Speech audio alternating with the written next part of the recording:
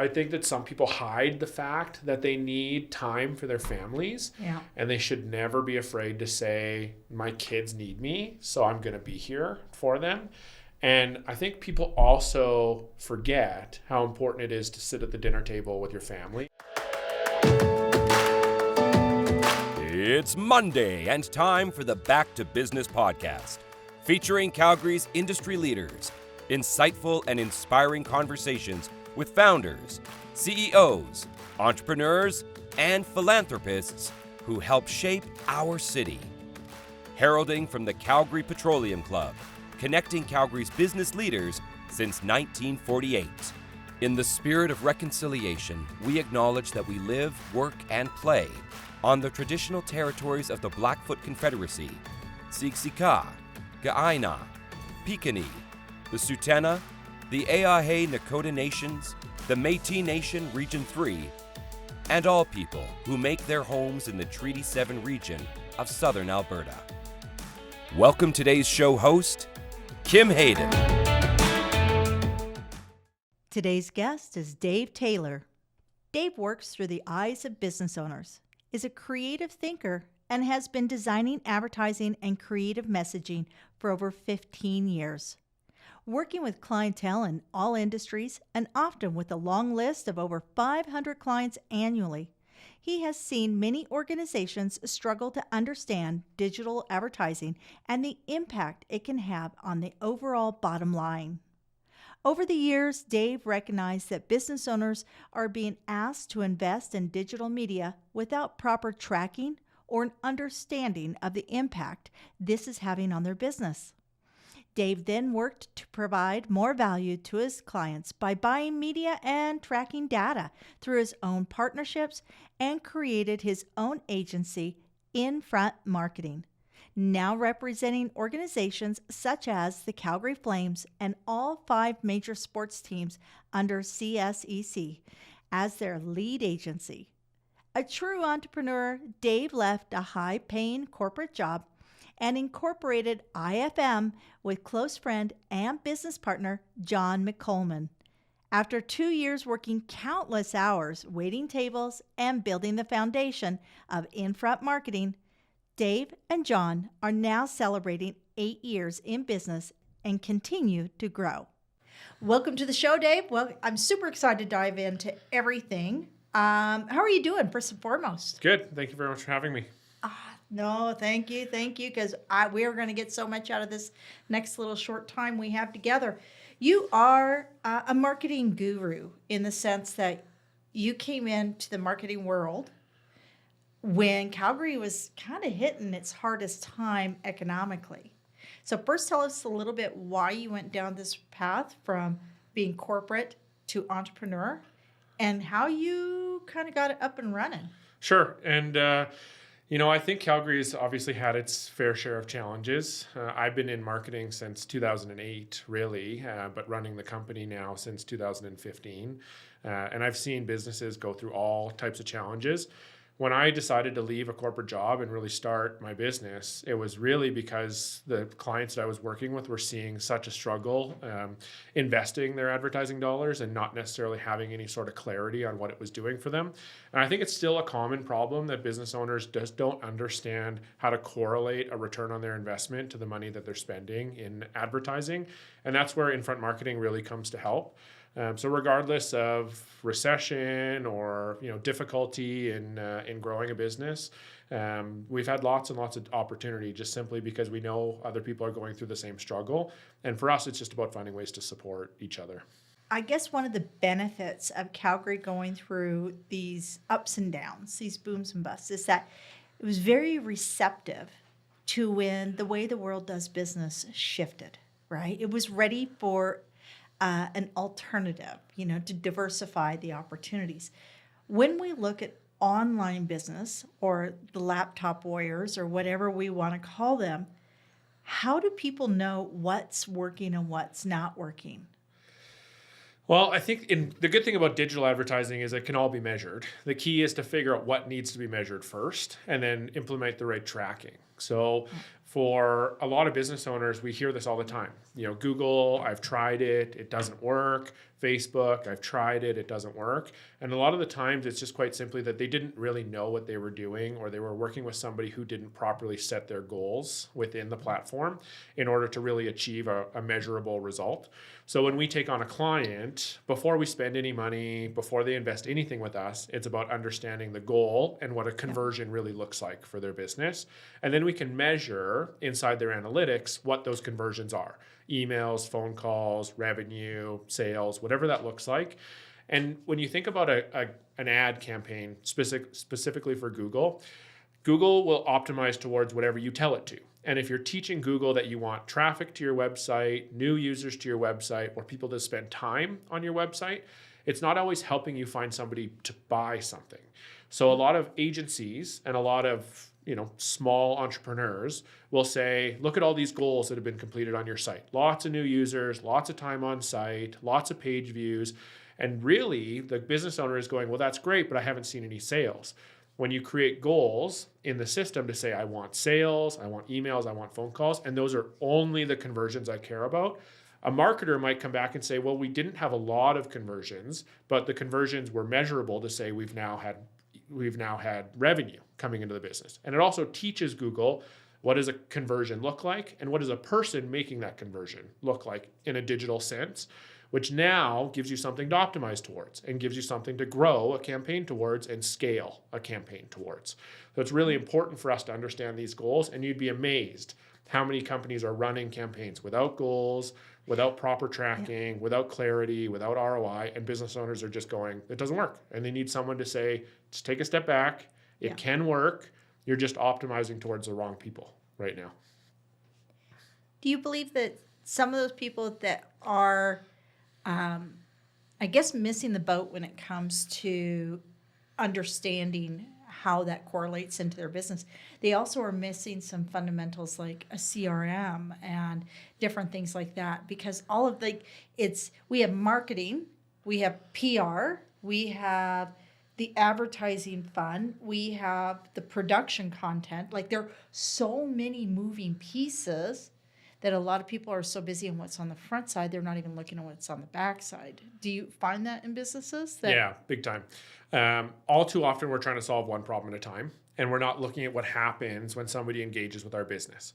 So in our daily lives, we get hit with 16,000 marketing messages every day, whether it's the radio, TV, billboards, Facebook, Instagram, Twitter, TikTok, LinkedIn. Doesn't matter where you go, you're being inundated with some kind of marketing message. So for a consumer, they never buy the first time they hear something. It doesn't really happen that way, especially now we have such ease of access to do research and compare products and look at different businesses and kind of understanding what we're getting into in a relationship when we buy something. And so for a business owner to say, yeah, I've put an ad up, people have seen my business, but what happens next? So they visit the website. There's ways that we can track their engagement on the website, and when they leave, they see another message from us. There's ways that we can track their engagement with us through our CRM, and we can determine if we're delivering them content through emails. Did they open those emails? What process in the sales funnel are they? Have they read a couple of different emails? Have they engaged? Have they reached out again? Have they gone quiet? And it really just allows us to understand the journey a consumer is taking in order to purchase a product or deal with us in some way, shape, or form. And you'd be, again, amazed how many businesses think they have a good quality marketing campaign running because their advertising is working, but they're missing the follow through. Yes. And I think the other side of it is, we've worked with a couple of companies who do online booking. And for a consumer to go through the process to book an appointment with somebody is not that difficult, but getting them to keep their appointment is much harder. So a lot of times a business owner will think, yeah, somebody's booked an appointment. This is great. We'll see them on Tuesday at 8 a.m. And then the person never shows up and they don't understand why. And quite simply, it's because they didn't add a touch point to make it comfortable and to welcome that person into the business. So a CRM will, again, give you an ability to email that person or prompt a phone call to that person to say, hey, we know you're coming in on Tuesday. Just want to welcome you in, address any concerns you have, and then there's a lot more likely to make that appointment and follow through. So really, it's all about understanding the customer journey. How important is it to have multiple ways to touch? Because we know that statistically, it's 6 to 10 touches before somebody actually engages with you, before there is a transaction, be it of time, money, whatever that be. We see SMS texting, we see newsletters, we see, the online boost campaigns. We're seeing, all sorts of different things. How important it is to have different varied ways of reaching out to people. Because I'm seeing, I always wonder if anybody's listening in the sense that it seems like everybody's so scattered and their time is so fractured. Yeah. Yeah, I think it's really important. I actually wrote a blog recently and participated in the Calgary Petroleum Club magazine, and our topic was really the multi-platform approach. Because in a B2C or direct-to-consumer sales, it's 6 to 10 touch points. But in a B2B or business relationship, it's upwards of 25 touch points. And these don't always have to be an ad. They can be a salesperson outreach, an email, an SMS, a video of some kind that you've posted on social media. You just want people interacting with your business so that they become familiar with the brand, and then they build a relationship with your business before they ever reach out. So for us, it's never about, let's find a way to solve the problem for Google or solve the problem for Facebook. It's about understanding, again, where are people spending their time and how are they engaging with your business. In our business, we don't focus on one industry. We don't just work with doctors or dentists or chiropractors or realtors. And a lot of agencies will do that because they think they've got the solution to do real estate marketing the best. And for us, it's about, if you're doing one thing for somebody, chances are you're doing the same thing for the next guy, and then you just end up doing the same thing for everybody, and now you're competing with yourself. If we can take a business and we can look inside that business and go, how does an audience member typically engage with this business? Where does their journey start? Does it start with search? Does it start with social? Does it start on their commute to work? Does it start when they're watching the news? What really gets them interested in a product or brings a business to their attention? And then what happens again after that in order to stay top of mind or revisit a relationship with our business? And if you take the whole, I just want to do real estate out of it, and you go, I want to understand how people buy a home and I want to be there through their journey, that's where your business owner is going to see more opportunity. And they need to stay with them through that journey 6, 8, 10, up to 25 times. And you can't do it all on the same platform. You can't just keep buying billboards and expect to be, now I'm here, now I'm here, now I'm here. Now they've seen me 25 times on the way to work. It doesn't work that way. And what is that person doing while they're at work? What is that person doing while they're at home? Do their kids play hockey? Do you need to advertise in the hockey rink so that you can just be there? How can you support their organization? What type of sponsorships are available to you? And then are there people within their industry or within your industry that can bridge some sort of strategic alliance so that now your realtors are your target? So how do you become friends with a mortgage broker? Or you want to become friends with people who are buying homes and you're the realtor? They need to become friends with the mortgage broker. In our business, it's let's become friends with the web designer. Let's become friends with the business coach. Let's become friends with the general marketing consultant. Let's find people who are actively producing videos. And those strategic alliances will bring the touch points much clearer for any business, for sure. And then advertising will supplement it kind of along the way. As an established business, because you're definitely an established business here in Calgary, and knowing that people are going to be looking to create a business relationship with you, if you were to give advice to a new or young company, a startup company in Calgary, how do they get somebody like yourself's attention? How many times do they need to reach out? Are they sending email? This is your one tidbit, people. This is your one tidbit, just so you know. This is the one tip that we're going to drop. What is a way that they can effectively get an established business's attention? Well, I can tell you right now, I get hundreds of emails every day, and I cannot believe that salespeople think that email is the appropriate way to do outreach. I get so many blanketed, hey, just want to drop a line into your email, and maybe we can do business together, here's what I do. And there's absolutely zero relationship behind that email. I understand the salesperson's trying to play a game. How many people can I outreach? Numbers and then game. What does that look like? But if you think about, especially Calgary, the thing that makes us thrive through the bust is the relationships. When we first got hit with COVID, our business went through 3 months of just downturn. the petroleum club is a client of ours, close the doors. What can you do? You shut the advertising off. So what do we do in that scenario? We simply stop working for the business and start working for the people who are around the business. And we just called everybody and just said, hey, how are you doing? How's your family? What's going on in your life? Are you okay? Are you safe? Are you healthy? Okay. What about your business? What's happening? What are you going to do? Are you slowing things down? Do you need some support? And then really we kind of took the whole revenue model out of it and just said, how can we help people? And we lost, to be quite frank, $500,000 in 3 months at the beginning of COVID. And by the end of 2020, we had doubled our revenue from the year before. And it was quite simply because we stopped selling and we just started building relationships. I think for anybody starting a business, one of the worst things that you can do is try to pay your rent, try to pay your bills, try to do everything off the back of your business. You have to have some sort of supplementary income. You have to have an understanding of where your money is going to come from in order to fully invest yourself into the business. And you have to be patient and you have to build relationships. You have to build strategic alliances. You have to build a brand. So for us, it was 2 years of sweat equity, of working in restaurants, waiting tables, trying to figure out what our business really was and how we could extend that into more of a full-time job, doing the right things for our clients, and then maintaining better relationships with our clients by offering more products, which again gave us more. And then we finally got to a point where we could hire and we could keep growing the business. But I've seen this happen over and over and over and over again. Lots of people think it's easy to start a business. It costs $500 to go to the registry, get it all set up. You kind of have to figure out your name and what you're doing, and then you're off to the races. I just have to make some sales and get some customers.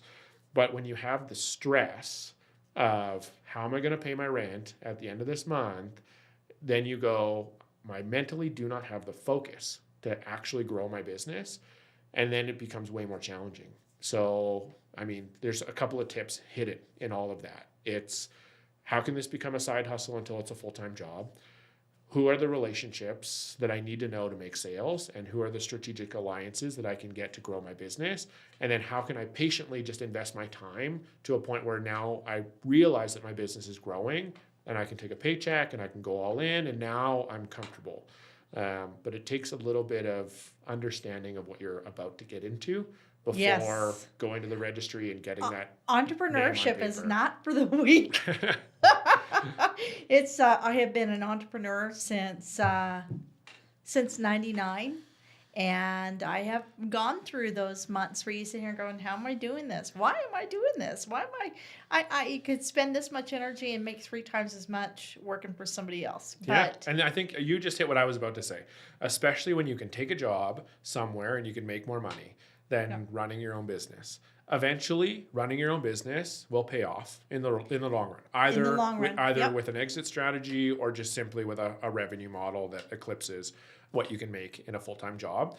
But what you get out of being an entrepreneur is freedom. You get the freedom to grow a family. You get the freedom to take a vacation. You get the freedom to understand how to best use your time to both grow a business and to have a little bit of flexibility. And if you grow a business the right way, a lot of the times you can offer that freedom to employees and to grow a team, which people are really looking for in 2023 is a little bit of freedom and flexibility. Yes. And if you can offer that, they might take a little bit less income in order to get some freedom, or you kind of have to understand what the balance of give and take is to get a good employee. But the whole, I'm going to start my own business so I can become a millionaire. It takes a lot longer than I think people realize. Yeah. And you won't get there if you focus just on the money. Well, and if you focus on your own silo, and you were just talking about that, about creating those business relationships, leaning into your communities. I had a great conversation with a gal who was a top 40 jumbo mortgage specialist in the United States for 35 years. And she decided to become a coach. And so it's taken her 5 years, even though she was one of the top people for 35 years, to build a successful coaching that actually now is cracked into the 7 figures.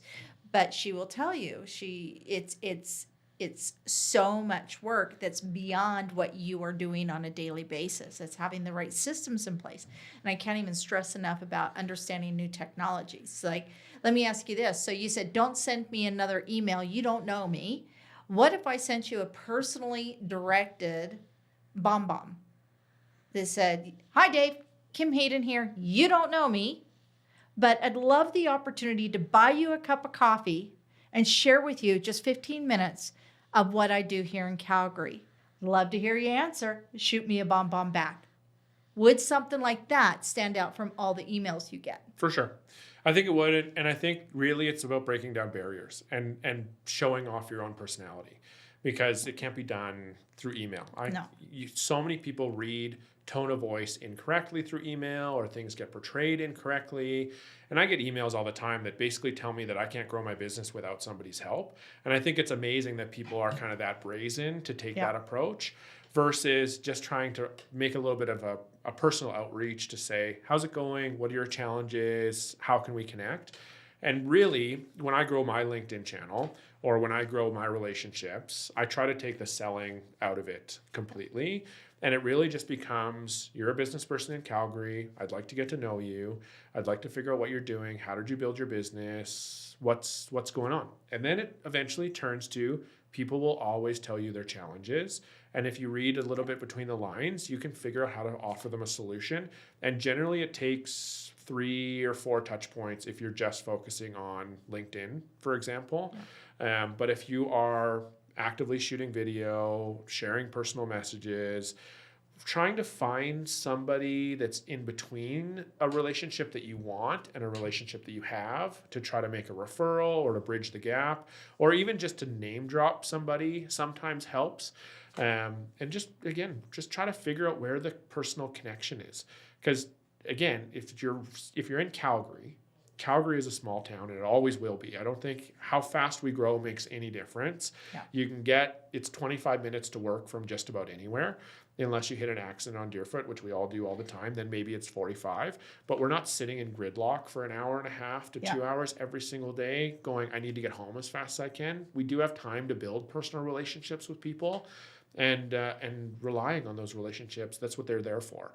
And if you think about how quickly I can help you get to somebody versus how long it's going to take you to get them yourself, you have to just make that outreach sometimes and say, hey, look, there's a guy over here. He's a Petroleum Club member. I'm wondering if you can introduce me. Maybe he's a part of the Scotch Club. You just don't know how to find those little intricacies of how people know each other. But all of a sudden, you meet somebody new, you start talking to them for 5 minutes, and you start feeling out that, oh, you know this person, and you know this person, and you know this person. Yeah. If you can find out that before you meet them, the barriers are down, walls are broken down, and then if you can figure out how to make it personal, then that's where you start the relationship. The business side will come. It just, you have to build the relationship. They say, show me your friends, and I'll show you the future. There you go. And that's exactly what business is knowing who your network is. You talked a lot about growing and having the flexibility, and even though the first few years that you put a huge amount of sweat equity in and did everything you could to grow the business, you're now growing a family. How does work-life balance? You have 3 children, and as a mom of I have 3, but they're all grown. Let me tell you, inside secret, best part is the grandkids. I'm just letting you know. Goals, life goals. Tell me a little bit about your balance, because there's a lot of stress now, especially since COVID, of having that value of life, right? I think we kind of all got shook up a little bit, and it's like, oh, wait a minute. We got to reassess. And you were already ahead of that in starting your business far before COVID. Talk to me about work-life balance. How do you make that happen, and what does it look like for you? Yeah, well, I think I got a little lucky. I mean, I always had 2 jobs, and I was always willing to work 2 jobs all through my 20s and my late teens. I always just had something to do. And so when I started a business, it wasn't very hard for me to work all day and work all night. I could go 8 a.m. till midnight, and I could go from a suit and tie to a button up and an apron, and essentially play 2 different roles. And it wasn't an issue for me because I was used to it. And then when I had kids, it doesn't change much. You get off work to go to work for them. The only thing that you get is when you're watching them play soccer, maybe you have time to send a couple emails or, open your laptop, or, I can drop them off at Scouts and I can head out for an hour and I can find somewhere to finish things up. And my wife is really understanding. There's been nights where I've gone back to the office at 9 p.m. and just because it's a place where I know I'm going to focus 100%. I'm a work in the office, not a work at home guy. Yeah. If I have Zoom meetings booked or if I have things booked throughout the day, then chances are I might stay home. Or if my wife needs something, then I'm going to stay home. But I would pat her on the back all day long for the amount of work that she puts in to getting our household ready in the morning, to making sure the kids have everything they need throughout the day, where I can just focus on work. She knows we have an 11-month-old daughter, and I like to see her through the day, so she'll FaceTime me for 5 minutes just so I can have that interaction and I get that touch point with her. And then my wife works evenings 2 to 3 nights a week, just returning from mat leave, most likely until the fall, and then she'll transition to more of a day job, and we'll be able to do more full-time daycare, and the kids will be a little bit more consistent with their school schedule and things like that. So personally, I think you have to, we know what our challenges are and we know what our schedules are, and we live and die by our calendars. And I send her, Yes. I rebooked our kid into basketball and I send her a calendar invite, and everything just gets categorized by what are we doing today and how are we going to do it. I'm ultra honest with every one of my clients, all of our employees, everybody that knows me knows I'm going to be at the bus stop at 4:00 to pick up my kids. And if you need me, I'm available. And if you need something from me, it'll get done. So I think it's really important to just be honest. I think that some people hide the fact that they need time for their families. Yeah. And they should never be afraid to say, my kids need me, so I'm going to be here for them. And I think people also forget how important it is to sit at the dinner table with your family and have dinner. Yes. And that's really the time that you get to figure out what happened during the day, what's going on in their lives, what's going on with the kids at school who are nice to them and who aren't, and how do you help them navigate some of that stuff. So I'm not afraid to take that time. And I'm really fortunate that I have a business partner who also has a family who has the same challenges and has to play the same balance. And we have team members who have kids who have to play the same balance. And it really is about just prioritizing both equally, but in remembering that at the end of this, I have my family. So they're family. I'm a family gonna first get the kind of time. gal. Yeah. My family is my rock. What's your favorite thing to do here in the amazing southern Alberta with the kids, with the family? You know what? Honestly, it's just explore. There's just so much to do. We're so lucky to live close to Cochrane and Bragg Creek and Sheep River Falls and Kananaskis, and we live in Cedar Brae, so we have Fish Creek Park and we have Glenmore Park, and there's just no end to kind of where you can go. Now, our oldest kid is 8, so now we're getting into more of the competitive soccer and competitive hockey, and there's less time for exploring. So I would say that, we just try to take it when we can. And now that the world's opened up, travel. I love to travel. I hadn't gone anywhere since 2017. I went to a friend's wedding in October 2017. And then, the early 2018, I went to Nashville and I went to Vegas. Both were not, they were at almost the same time, but they were kind of planned separately, and it just kind of happened. And then I just stopped traveling. And then we had COVID hit, and so my wife and I went to Washington, D.C. in November for my birthday and to watch a Flames game, and I got the travel bug again. So at Boxing Day, we just spent our time planning where are we going to go this year, and we booked a couple of trips, and we're going to go see some family out in the West Coast, and take the kids to explore the ocean and explore the island, and they haven't seen anything. They've been here in Calgary in the last couple of years of their life. They've been, Yep. The parks were closed, everything was closed, and Scouts was on Zoom, and everything got harder, and way harder for them than for us, I think. So really it's just for us kind of getting back to that experience and just sharing it with each other. What does Calgary mean to you and your family?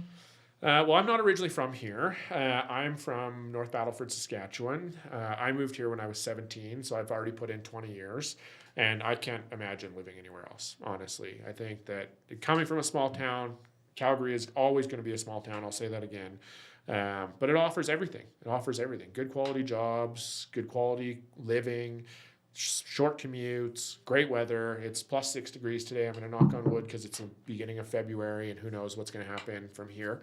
But spring is right around the corner, and here we are. It's nice outside. So we get the sun. The sun is the game changer for, I think, all of us who live here. It can be minus 40 and the sun is bright as can be and the sky is blue. And when you drive into work, it's really difficult to be grumpy when you just remember how beautiful a place we live is and how nice it is and how quickly you can get to work and get home if you need to. I could not imagine being somewhere else and, being somewhere bigger where you lose that family time to the highway. So, yeah, I love Calgary. I'll promote it everywhere. All these people coming from Toronto and Vancouver don't know what they're in for till they get here, and I think we're going to keep a lot of them. On that note, that is awesome. I love Calgary too, and I can't think of a better place to have a business, have a family, and have a life. For sure. Thank you, Dave. Thank you so much. The world is changing, and it's happening faster than ever.